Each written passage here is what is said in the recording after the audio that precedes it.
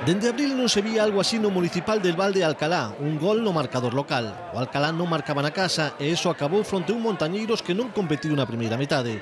En palabras de Abraham García, o equipo chegou tarde e aproveitou no Alcalá dun saque de banda fixo o gol, xenialidade de Jacobo e remate de Mateos, dous xogadores que no seu período de formación pasaron polas mans de Abraham García. Pouco máis fixo o Alcalá e menos o Montañeiros. Este disparo de Gonzalo foi a única oportunidade do cadro galego en todo o partido. Non tivo ocasións, pero Montañeiros foi algo máis na segunda metade. Meteu un pouco máis de intensidade, pero os de Abraham García seguiron abusando da condución. Non houbo xogo por banda e o balón tampouco chegou aos dianteiros. Por non aproveitar, non aproveitou a superioridade numérica tras a expulsión de Juan Díaz. Apenas 11 minutos, porque despois Capi por esta entrada viu cartón vermello. O Montañeiros tivo o balón, pero no xogo mandou o Alcalá, que puido facer algún gol máis. Outra vez será, pero haberá que cambiar a cara de Alcalá. Yo creo que hemos llegado tarde al partido.